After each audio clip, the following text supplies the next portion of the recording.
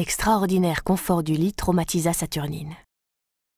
Pour ressentir une telle volupté, j'accepterais n'importe quelle déclaration d'amour à la noix, eut-elle le temps de penser avant de s'endormir, dans un silence qu'elle n'eût pas cru possible au cœur de Paris. Le canapé de Marne-la-Vallée appartenait à un autre monde. Comme tous ceux qui ont couché sur des lits de camp pendant des mois, elle sut aussitôt qu'elle ne pourrait plus se passer de luxe. Au milieu de la nuit, elle se leva pour un besoin. Ses pieds foulèrent le bois tiède du parquet, puis le marbre chauffé de la salle de bain. Ce dernier détail la sidéra. Au réveil, elle alla se regarder dans le miroir. Un air de douceur qu'elle ne se connaissait pas éclairait son visage. Pour la première fois depuis qu'elle avait quitté la Belgique, elle n'avait plus ce qu'elle nommait sa tête exténuée de banlieusarde. Elle tira un cordon prévu à cet effet pour appeler un domestique. 5 minutes plus tard, on frappa à sa porte. C'était Mélène. « Mademoiselle désire son petit déjeuner dans sa chambre ?»« C'est possible ? Préférez-vous le petit déjeuner au lit ou sur la table ?»« J'adore le petit déjeuner au lit, mais cela fait des miettes. » Les draps sont changés chaque jour. Café, thé, croissant, œufs, jus de fruits, lait, céréales. Du café noir, s'il vous plaît, et des croissants. Quand elle partit à l'école du Louvre, elle était dans une forme du tonnerre. Elle donna ses cours comme en se jouant, avec la conviction que ses élèves, dont la majorité avait son âge, la respectaient enfin.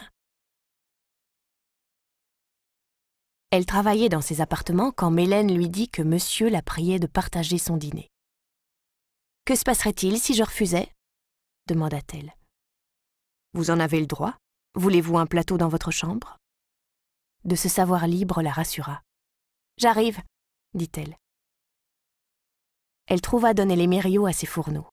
Il avait revêtu un grand tablier par-dessus sa tenue d'intérieur. « Bonsoir, mademoiselle.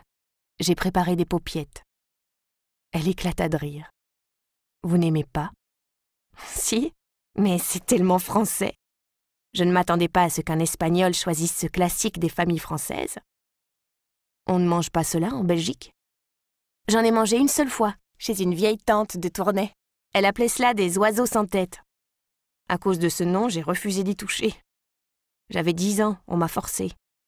J'ai dû convenir que c'était mangeable. » Des oiseaux sans tête. S'agit-il d'un belgicisme ? Je suppose. Quel pays barbare que le vôtre. Tout le monde ne peut pas venir de la nation du tribunal de la Sainte Inquisition. C'est vrai, dit-il sans percevoir l'ironie. J'espère que mes paupiettes vous paraîtront mieux que mangeables.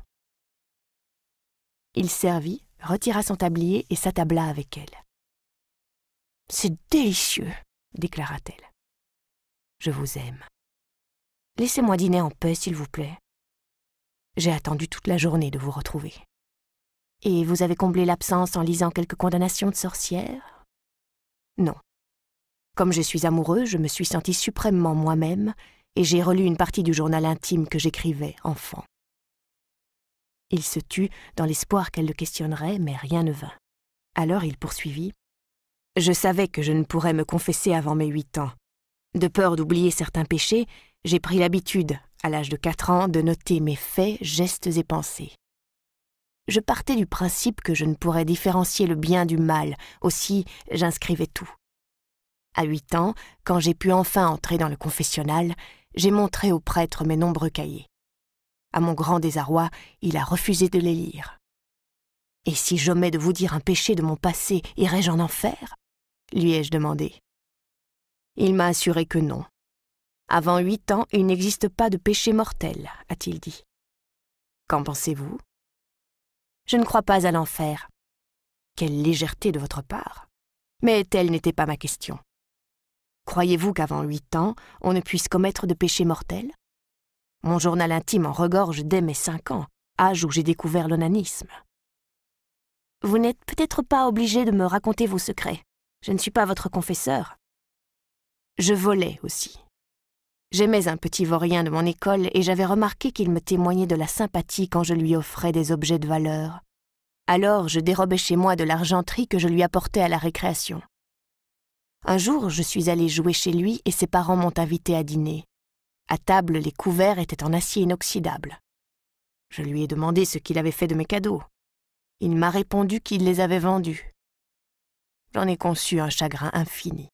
Je n'ai plus jamais volé ni aimé ce garçon. C'est cet épisode-là que vous avez relu aujourd'hui? Non, j'ai relu ma découverte de l'or. À la chapelle, le tabernacle et l'ostensoir étaient d'or. Ils le sont toujours. À 7 ans, un jour d'hiver, j'étais allée prier. Le soleil couchant a frappé de plein fouet les objets du culte qui ont resplendi d'une manière irréelle. En un instant, j'ai su que cet éclat signalait la présence de Dieu. Une transe s'est emparée de moi qui n'a disparu que quand la nuit a avalé les auréoles. Ma foi, déjà très vive, a atteint les proportions de l'univers. Vous ne mangez pas? Si. Hier, quand vous avez vanté la beauté du jaune d'œuf dans la tasse en or, j'ai éprouvé une transe comparable à celle de mes 7 ans et j'ai su que je vous aimais. Très bien. Vous me raconterez la suite quand vous aurez fini votre assiette. Vous me parlez comme à un enfant, s'exclama-t-il. Cela m'agace, les gens qui laissent refroidir de bonnes choses parce qu'ils sont bavards. Parlez donc, vous qui avez terminé. Désolée, je n'ai aucune conversation. Êtes-vous une nature secrète? Je me méfie de ceux qui se déclarent secrets. Ce sont les mêmes qui, 5 minutes plus tard, vous révèlent les moindres détails de leur vie privée. On peut s'épancher en demeurant secret. On peut aussi ne pas s'épancher. Vous espérez demeurer une étrangère pour moi? Je demeurerai une étrangère pour vous. Tant mieux, ainsi je vous inventerai. J'en étais sûre. Vous vous appelez Saturnine Puissant, vous avez 25 ans et vous êtes belge. Vous êtes né à Ixelles, le 1er janvier 1987. Vous avez lu le contrat? Permettez-moi de ne pas être épatée. Vous étudiez à l'école du Louvre? Non, j'enseigne à l'école du Louvre. Qu'est-ce qu'une Belge de votre âge peut enseigner à l'école du Louvre? Vous étiez censé m'inventer? Vous êtes une spécialiste de Knopf. Vous enseignez l'art de Knopf aux Français. L'idée est bonne. J'aime ce peintre. Ne dirait-on pas qu'il a peint votre visage? Vous exagérez. Non, vous êtes belle comme une créature de Knopf. Je vous imagine pourvue d'un corps de guépard. J'adorerais que vous me dévoriez. Je ne mange pas n'importe quoi. Voulez-vous m'épouser? Je pensais que vous n'épousiez pas. Je ferai une exception pour vous. Je vous aime comme je n'ai jamais aimé. Vous avez dû le dire à toutes celles qui m'ont précédé. Je l'ai dit chaque fois que c'était vrai, mais vous êtes la première que je demande en mariage. Vous saviez que je refuserais. Le risque était faible. Refusez-vous à cause de ma réputation? Les disparitions de femmes? Non, je refuse parce que je n'ai aucune envie de me marier. Qu'est-ce qui leur est arrivé à ces femmes? C'est une longue histoire, murmura Don Elemirio d'un air mystérieux. Arrêtez, je n'aurais pas dû vous poser cette question. Cela m'est égal ce qui s'est passé. Pourquoi dites-vous cela? J'ai vu votre plaisir à l'idée de me raconter vos aventures. Cela m'a suffi. Je vais néanmoins vous dire non. Je ne veux rien savoir. Si vous parlez, je vais dans ma chambre. Qu'est-ce qui vous prend? Vous avez mal choisi votre colocataire. Les candidates qui attendaient avec moi n'étaient venues que par curiosité pour ces femmes disparues. Moi, je cherchais seulement un logement. Je vous ai donc très bien choisi. À quel jeu pervers jouez-vous? Vous installez chez vous des filles dans le besoin, vous les séduisez, vous les poussez à la faute et puis vous les sanctionnez. Comment osez-vous? Ne me prenez pas pour une idiote. Vous désignez vous-même la chambre noire où il ne faut entrer sous aucun prétexte. Vous dites qu'elle n'est pas fermée à clé, que c'est une question de confiance, que vous sauriez si j'y pénétrais et qu'il m'encuirait. Si vous ne leur aviez pas parlé de cette pièce interdite avec tant d'insistance, aucune de vos colocataires n'aurait jamais eu l'idée d'y aller. J'imagine votre plaisir sadique à les punir ensuite. C'est faux! Quel piège grossier! Je ne sais pas qui je méprise le plus, les malheureuses qui y sont tombées ou le misérable qui l'a tendu. C'est un test. Vous vous croyez en position de faire passer des tests? Pour qui vous prenez-vous? Je suis Don Elimir Balimilcar, grand d'Espagne. Oh, ça va, ça n'impressionne que vous, ces rodomontades. Détrompez-vous. Des hordes de femmes seraient capables de tout pour porter ce nom. La crise économique a exalté encore davantage le prestige de l'aristocratie.